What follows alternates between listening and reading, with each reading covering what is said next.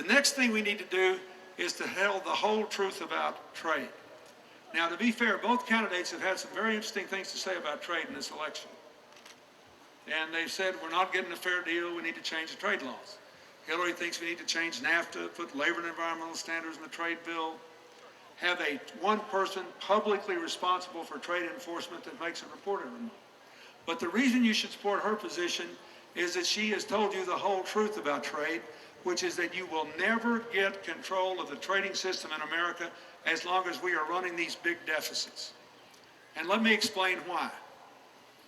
You all know we have big trade deficits with a lot of countries.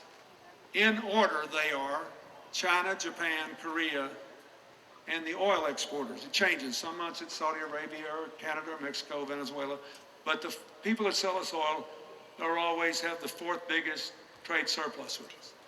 Now, every day we have to borrow money to pay for these ridiculous deficits to cover the millionaires' tax cuts and the special interest and the soldiers in Afghanistan and Iraq and all that. Guess who we borrow money from? In order. You couldn't make it up. China, Japan, Korea, and the oil sellers. Now do you see why trade enforcement is 1/5 what it was when I was president? I mean, you're not going to leave here and barge down to the bank and slap the daylights out of the bank president, are you? Couldn't get a loan tomorrow morning.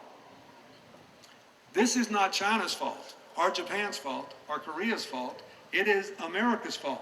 Nobody made us give up our balanced budgets and surpluses. The president and the Congress decided to do it. If you go on her website at hillaryclinton.com, you will see how every last red cent of everything I've mentioned today is paid for, and she will take this country back to balanced budgets and give the young people in this audience their future back. It is profoundly important, and I hope you will agree.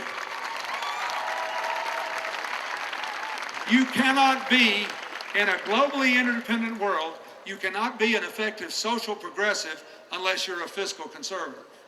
You've got to gain control of your finances in order to invest in education, in order to invest in healthcare, in order to create jobs, in order to make this energy transformation we've got to make. Otherwise, we'll always be on the hook and at the mercy of other people. It is very important